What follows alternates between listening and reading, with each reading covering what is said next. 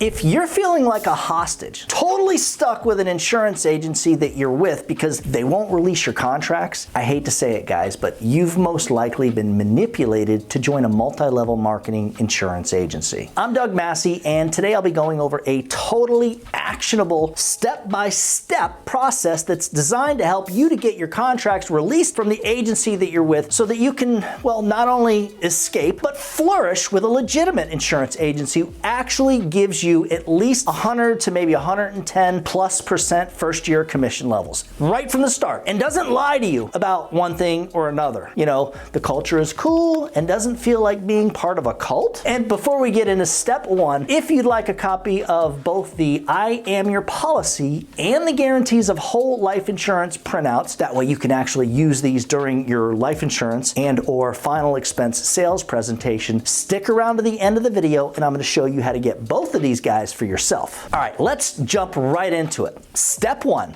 you know it's time to make your escape. You got to get out of here. The first thing that you're going to want to do is reach out to all the insurance carriers that you're contracted with and have the commissions department send you an email that verifies that you have zero unsecured debt. And that's the key words, unsecured debt. Potential debt is a justifiable reason that an insurance marketing organization would use to not release you. So if you're writing bad business and a lot of it's fallen off the books, then your current upline, whether it's an MLM or not, is not going to release you. This is why you want to get proof from the carriers one by one that this is not the case with you. You're good to go, you're clean. Once you've gotten proof from all the carriers, you've done your homework, and there's no unsecured debt, it's time to move to step two. And in step two, we're going to assume that you've done your due diligence and you've found a new agency like this is where I'm going for sure. No doubt. You've learned your lesson about working with like maybe a multi-level marketing insurance agency, and now you're going to go with someone who is legit. Step two is where you get the new upline to put together all the release agreements. It's got to be the new upline that you're going to go to. They put together all the agreements and make sure that they check the box stating that they will accept any potential roll-up debt in the event that you do roll up some debt to your old upline. Guys, it's only fair for the new upline to accept potential debt, as this is part of the release process. This is normal in all release agreement stipulations. Now that you've gotten all the releases put together and signed, you know, the guy, the new upline, they put it together, they sign it, it's time for step three. In step three, you put together an email with the releases and make sure that you filled out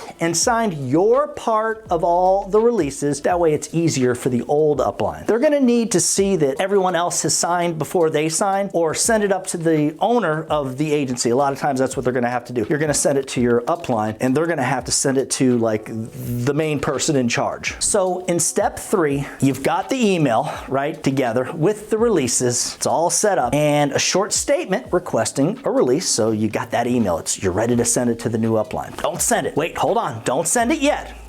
In step four, you want to get your old upline on the phone. You want to get in a conversation with them and you want to ask them, hey, do me a favor. Can you open up your email? Are you in front of the computer right now? And if they say yes, then say, okay, hold on a second. Click, hit send, all right? So now you want to send the email, you got them on the phone, right? And you want to say something like, let me know when you get the email I just sent. And then once they say, yep, I got it, say, listen, I want to thank you very much for everything that you've done, but unfortunately, it's time to go. I need you to go ahead and get these releases signed by the owner of the company. Again, in most cases, it's usually the owner of the agency or their secretary that does the signing for them. And this is where things usually get pretty ugly. The legitimate agencies will tell you that they need to verify that you have no unsecured debt. And this is when you say, oh, hold on a second. Then you start forwarding the emails that you got from each commission department of each of the carriers.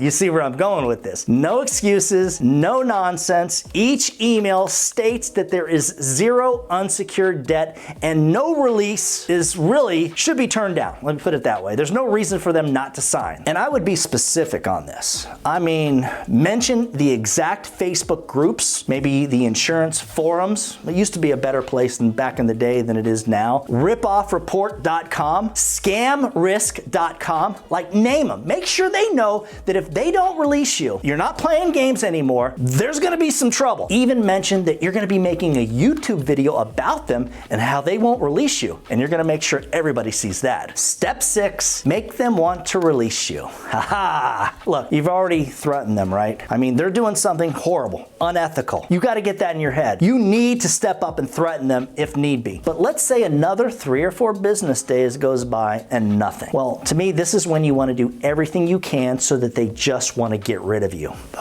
It's like the next step. Text and call your upline every single day, multiple times a day. Make the text messages short and sweet. I still haven't gotten that release from you. What's going on? And just literally send them the same text every day. Email them, make them want to get rid of you. Leave messages on their voicemail over and over and over. Now, at this point, you're going on like 2 weeks. I mean, I'm not gonna let it go that long, but we'll say you're letting it go on for 2 weeks and it's time to set a timeline. Let them know that if you don't have the sign released in your hand by Monday morning, that you're gonna be following through with all the threats. You're gonna do everything possible to make sure that if someone Googles their name and or the company name, that people can see what they've done to you and the fact that they will not release you as they said. Step 7, they still haven't released you. Guess what?